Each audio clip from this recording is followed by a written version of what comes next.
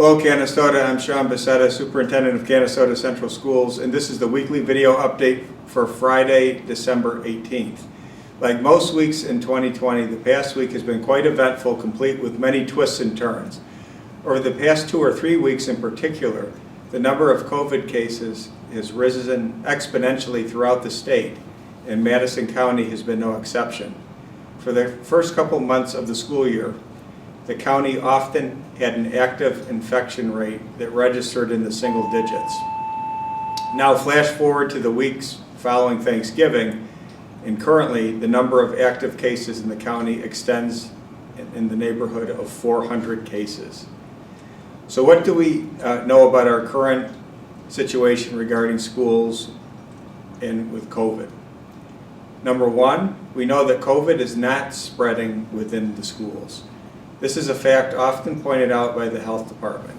Once cases have been identified, the school has effectively mitigated the potential for spread by strict adherence to health measures related to mask wearing, social distancing, daily health screening, cleaning protocols, and very importantly, working in close collaboration with the Department of Health to identify potential exposure and contact individuals impacted as quickly as possible.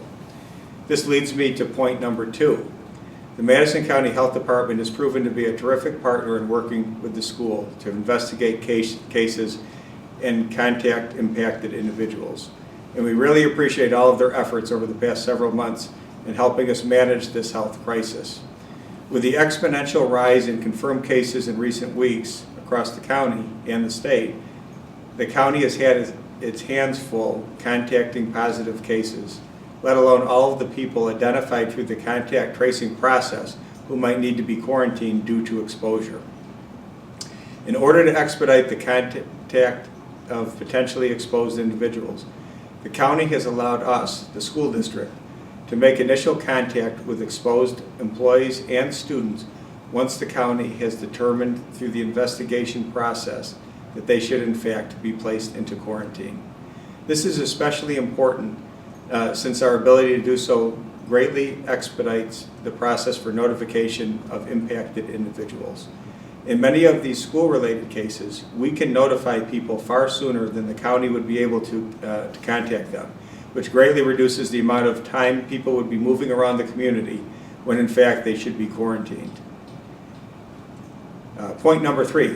While many schools to the east and to the west of Canastota are now in yellow or orange zones, Madison County continues to avoid any zone designation. As a reminder, a yellow zone designation means that we would have a 2-week window to test 20% of our in-person population of staff and students in order for the school to remain open. However, we have been actively preparing in the event that we do eventually end up in a required testing zone. For weeks, our COVID compliance team, made up of our central office administrators and our school nursing team, have been working out the details of our plan in the event that testing becomes necessary. In recent days, we've also been informed that the Madison County Emergency Management Department will also be able to assist us in this testing process. Again, much more details to come if and when we find ourselves in one of these designated zones. For now, we are not required to conduct any internal testing. Point number 4, we understand that many people are anxious to return to in-person school, and we are as well. That's one of the reasons why we announced a remote learning plan only up to the start of the holiday break. If at all possible, meaning that we can do so safely and with adequate staffing, our intention is to return to in-person schooling on Monday, January 4th. While some people have asked why we closed, others have asked why didn't we close for a much longer period, like some neighboring districts who have announced that they will not engage in in-person learning until middle or even late January. The answer to that question is simple. We wanted to keep our word, to be consistent, and to do what we told you we would do from the beginning. We needed to close until the holiday break in large part due to the significant number of staff members and students placed into quarantine. We did not necessarily have a huge number of positive cases, but rather a large number of people who may have felt completely fine and perfectly capable of continuing to teach and to learn, but were not allowed to leave their own property. Therefore, remote learning was our best option to continue instruction. This may change by the time January 4th arrives, and we may be perfectly capable of conducting in-person learning once again. Our philosophy is this. We've said from the beginning that our preference is to have in-person learning whenever possible. Why would we announce closure for weeks beyond when we would actually have to close? In fact, we may be in a much better shape with both positive cases and quarantine levels in a couple of weeks. Let's see how things play out over the next couple of weeks. If it looks like we're still be in a tough position, I promise you, we'll let people know as soon as that becomes clear. We have no intention of waiting until January 3rd to confirm whether or not we'll open on January 4th. I completely understand that the uncertainty of this school year has made it difficult for families to make plans. Please understand that we will do whatever we can to bring our students back to school, and if we can do that after the holidays instead of mid to late January, that is certainly our preference. No matter what we do, we will notify you of any decisions impacting you and your family as soon as we have adequate information that will allow us to make an informed decision. Shifting gears, I'd like to thank those of you who attended our virtual presentation on the district's new badging program that will be launching during the second semester of the school year. Without question, this pandemic has reinforced the idea that learning can look different than it has in the past, and this initiative is a perfect example of this.